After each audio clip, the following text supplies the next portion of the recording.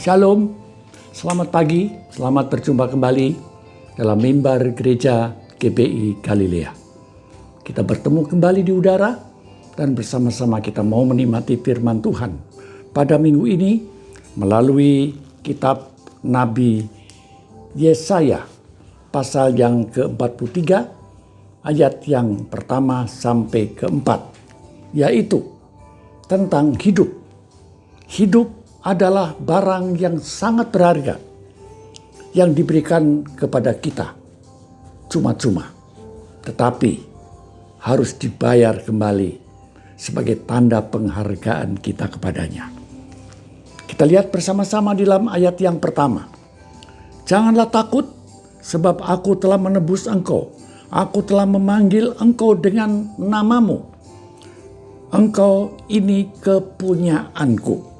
Apabila engkau menyeberang melalui air, aku akan menyertai engkau. Dan melalui sungai, engkau tidak akan dihanyutkan.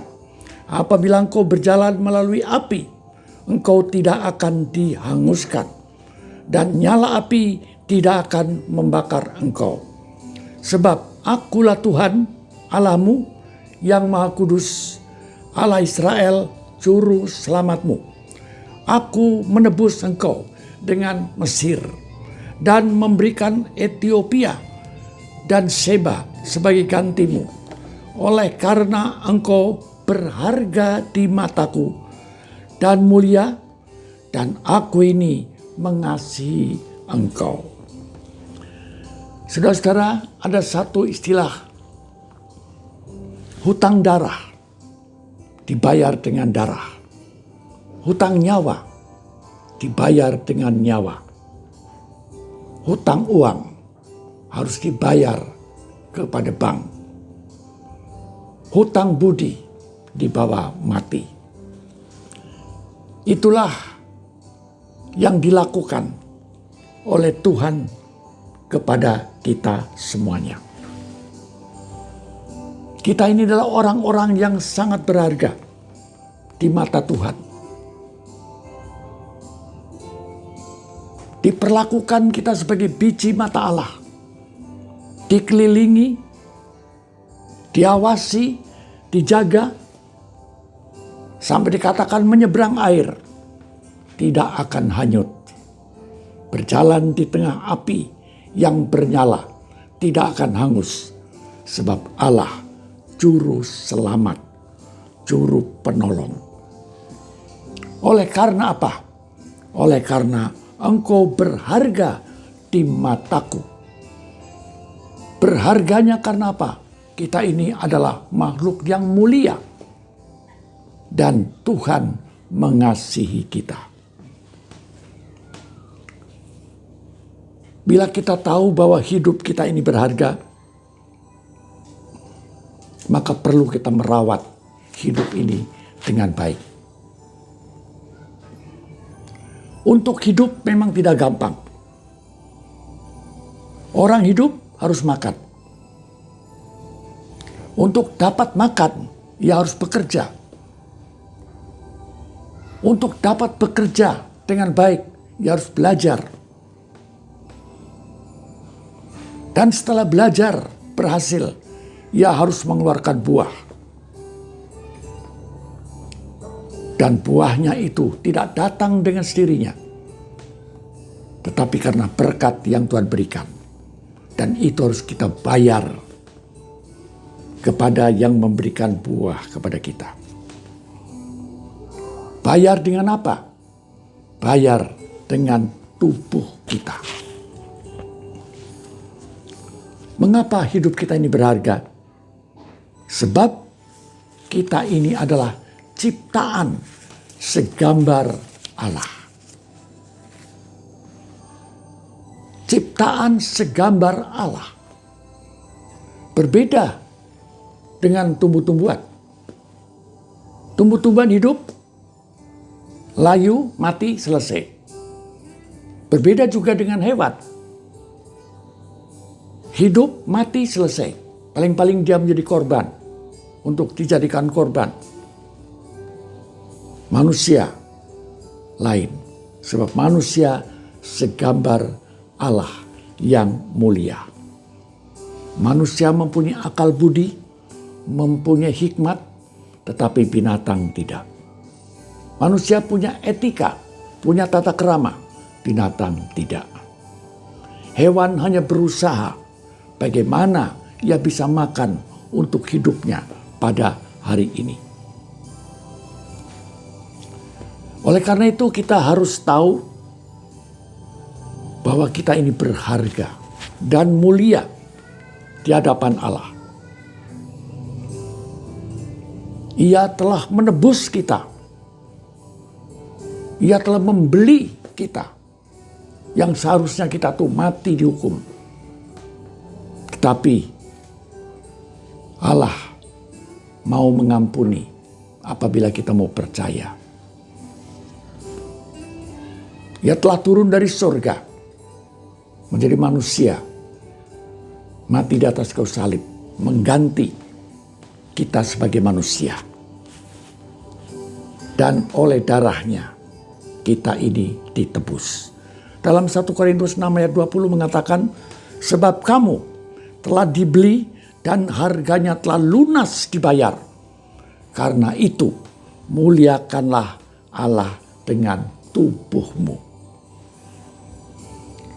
Kita pasti tidak bisa membayar hutang yang begitu besar. Tidak bisa. Tetapi Tuhan senang apabila kita menyerahkan hidup, menyerahkan tubuh kepada Tuhan. Sebab pasti kita disayang oleh Tuhan. Dalam Roma 12 ayat yang ke-1. Tubuh kita yang dipersembahkan itu adalah apa? Supaya kamu mempersembahkan tubuhmu sebagai persembahan yang hidup, yang kudus, yang berkenan kepada Allah. Itulah ibadahmu yang sejati.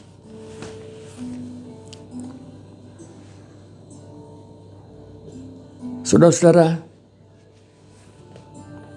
semua orang sayang pada tubuh kita masing-masing. Kalau sakit sedikit, diberikan obat. Diberikan sesuatu yang terbaik yang dapat kita beli dan kita miliki. Ada orang yang mempunyai uang yang berkelebihan, yang ingin menyenangkan tubuhnya.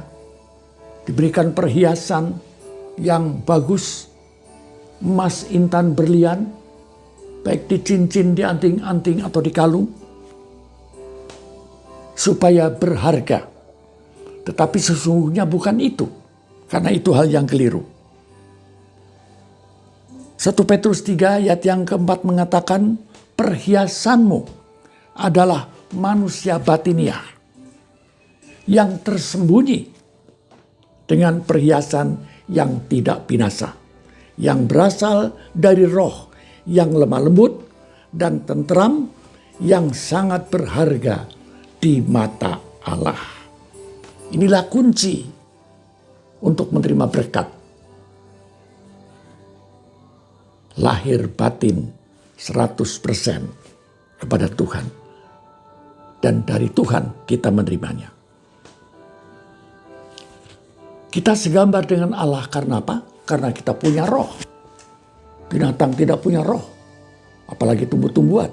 Kita punya roh.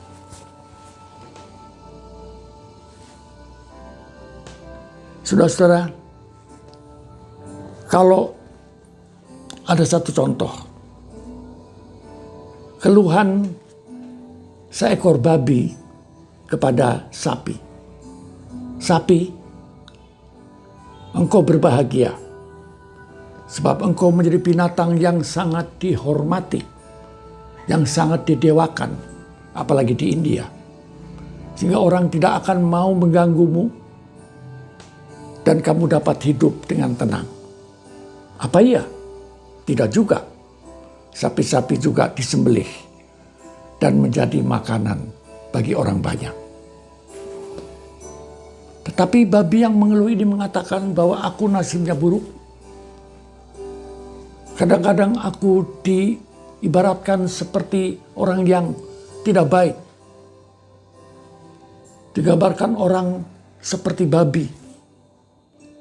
Paling-paling aku dinikmati orang menjadi sate babi dan masakan-masakan yang lain. Tetapi sesungguhnya dua-duanya tetap sama. Mereka binatang dan yang tetap tidak mempunyai roh.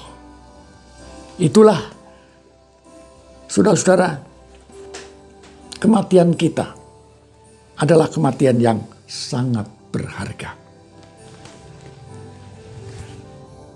Dalam Mazmur 116 ayat yang ke-15 mengatakan, berharga kematian orang yang dikasihinya. Wahyu 14 ayat 13 mengatakan, berbahagialah orang-orang yang mati dalam Tuhan sejak sekarang ini, supaya mereka boleh beristirahat dari jerih lelah mereka, karena segala perbuatan mereka menyertai mereka. Saudara-saudara, betapa bahagianya kehidupan kita ini.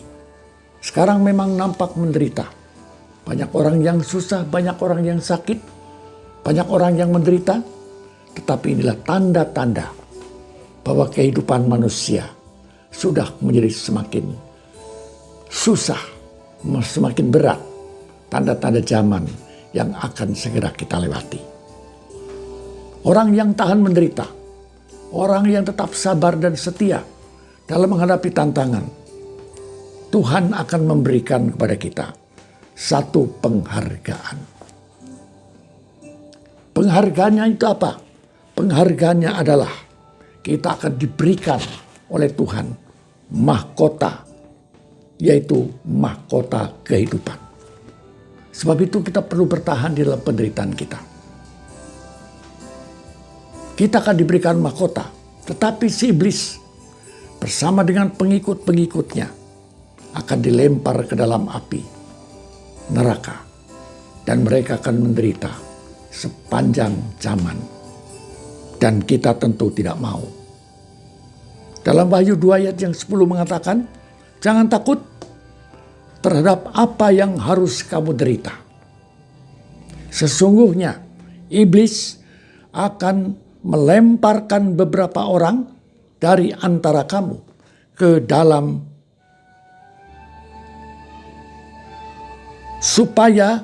penjara, supaya kamu dicobai dan kamu akan beroleh kesusahan besar. Hendaklah engkau setia sampai mati, dan aku akan mengaruniakan mahkota kehidupan. Itu tanda bahwa orang yang dihargai oleh Tuhan, yang menyerahkan kehidupannya, lahir batinnya kepada Tuhan, adalah kelak mahkota kehidupan. Saudara-saudara, kita bersama-sama sedang menjalani kehidupan yang berat di saat sekarang ini. Tidak semua orang yang dapat terhindar, tetapi semua anak Tuhan harus tetap sabar, tetap tabah, tetap setia. Dan Tuhan tidak pernah akan meninggalkan kita. Sekalipun kita terkena banjir bandang, Ia akan menyertai. Sekalipun api membakar, Ia akan menyertai segala-galanya. Asalkan kita tetap percaya dan setia kepada Tuhan. Mari kita setia, mari kita rajin, mari kita berdoa. Dan jangan takut, sebab Tuhan menyertai kita. Amin. Tuhan Yesus memberkati. Mari kita sama-sama berdoa. Dan secara khusus hari ini kita berdoa untuk Saudara Agwan yang berada di rumah sakit. Juga untuk Oma Ogi yang berada di rumah sakit yang sama. Juga untuk Wahyuni yang ada di rumah. Kita berdoa agar mereka semua mendapat pertolongan Tuhan. Berikut juga saudara-saudara kita yang lain yang sakit, yang berada di rumah masing-masing. Mari kita berdoa. Bapa dalam surga, kami datang kembali mengucap syukur dan terima kasih. Kiranya firman-Mu yang telah kami dengar bersama-sama akan meneguhkan, akan menguatkan, akan menopang, akan memberikan satu penghiburan agar kami tetap tabah, tetap sabar dan setia menghadapi penderitaan di saat sekarang ini. Tuhan, saat-saat semacam ini belum pernah terjadi di tengah-tengah kami, bahwa kami tidak boleh duduk berdekatan, kami harus berjauhan, kami harus menjaga jarak. Hal ini Tuhan merupakan bagian dari perjalanan hidup kami. Kami tidak tahu Tuhan apa yang terjadi di kemudian hari. Tetapi yang kami tahu bahwa Engkau tidak pernah meninggalkan kami dalam penderitaan dan kesusahan. Secara khusus kami berdoa Tuhan untuk Oma Ogi, untuk Saudara Aguan, juga untuk Wahyuni. Tuhan lawat mereka dan Tuhan jamah sakit penyakitnya. Dan oleh bilur-bilurnya kami percaya Engkau sudah menyembuhkan. Kepada saudara-saudara kami yang lain yang berada di rumah masing-masing, juga yang berada dalam keadaan sakit, Tuhan lawat mereka, Tuhan hibur mereka, Tuhan kuatkan mereka. Dan percayalah bahwa Tuhan tidak pernah meninggalkannya. Kita adalah orang-orang yang berharga, yang dikasihi seperti biji mata Allah sendiri. Bapa, terima kasih. Terima kasih Engkau memberkati seluruh usaha dari pemerintah dan negara kami yang sedang menyelesaikan pekerjaan besar dan berat di negara kami, agar segera virus corona dapat lewat dan kami boleh dapat hidup normal kembali seperti sedia kala. Bapa, terima kasih Engkau memberkati seluruh saudara-saudara kami, anak-anak kami, cucu-cucu kami yang berada di tempat mereka masing-masing. Engkau melawat mereka. Kiranya berkat dan damai dari Bapa Surgawi, kasih dan sayang dari Tuhan Yesus Kristus, serta persekutuan Roh Kudus menyertai saudara-saudara dari sekarang ini sampai Tuhan Yesus datang yang kedua kali. Haleluya. Amin. Amin. Tuhan Yesus memberkati. Puji Tuhan.